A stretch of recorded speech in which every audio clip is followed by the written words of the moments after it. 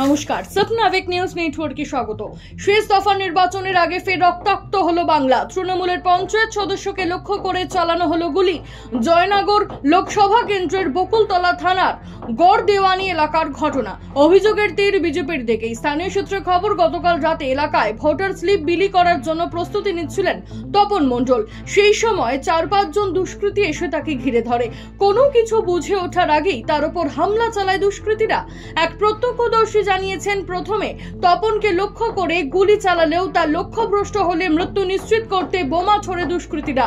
বোমার প্রিন্টারে জখম হয় তৃণমূলের পঞ্চায়েত সদস্য। গুরুতর আহত অবস্থায় পঞ্চায়েত সদস্যকে উদ্ধার করে নিমপিট ব্লক হাসপাতালে ভর্তি করা হলে বর্তমানে সেখানেই চিকিৎসাধীন রয়েছেন তপন।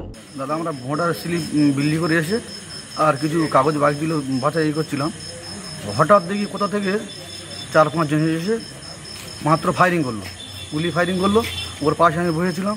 আমি তো জীবন বাঁচাতে আমি লাভ মেরে ছুট মেরেছি। এদিকে বলছি তপনের মনে আমি মেরে দিয়েছি বলে ছুট মেরেছি। এবার তারপরে ওর কোপ শুরু করে এবং বোম চার্জিং হচ্ছে। এবার মোড়ের লোক ছিল, সাধারণ মানুষ, সবাই ছুটে পালিয়েছে। এবার ও ছুটে পালিয়ে কোথায় গেছে আমি জানি না। আমি নিজের জীবন বাঁচাতে গিয়ে একজনের বাড়ি পিছন পর্যন্ত চলে গেছি। আমার পিছন পর্যন্ত বোম মেরে আমার পাত তলায় বোম বাস্টিং হয়নি। আমি পালিয়েছি। একজনের ঘরে একটা মহিলা আমার দরজা দিয়ে ভিতরে আটকে রেখেছিল। তারপর মোটামুটি আমি আর কিছু জানি। এই তপন মণ্ডল পঞ্চায়েত সদস্য, হ্যাঁ, তৃণমূলের পঞ্চায়েত সদস্য। বাড়ি থেকে কত দূরে এই ঘটনা ঘটেছে? 500 মিটার। আপনি মোড়ের মাথা, গড়দেনি মোড়ের মাথা ওটা। আর আপনি তখন তপন মণ্ডলের পাশেই ছিলেন? আমি পাশে ছিলাম, দুদিন কাগজ পাচ্ছিলাম। বিজেপি আশ্রিত দুষ্কৃতীরা এই সঙ্গে জড়িত এমনটাই অভিযোগ তৃণমূল নেতার। প্রথমে গুলি করা হয়েছিল, গুলিটা লক্ষ্যভ্রষ্ট হয়। তারপর বোম্বিং করা হয়। আমাদের তপন মণ্ডল গ্রামে ভোটার স্লিপ বিলি করে এসে মোড়ের মাথায় একটা দোকানে সেখানে বসে ভোটার স্লিপ বাছাইয়ের কাজ করছিলে। আগামীকাল আবার বিলি করার জন্য ওরা 3 জনে বসেছিল।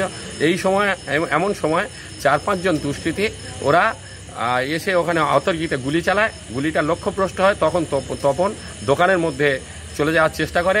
আবার বোম্বিং করা হয়। বোম লাগে, তপনের গায়ে বোমের আঘাতপ্রাপ্ত হয়। তপন গুরুতর জখমও হয়।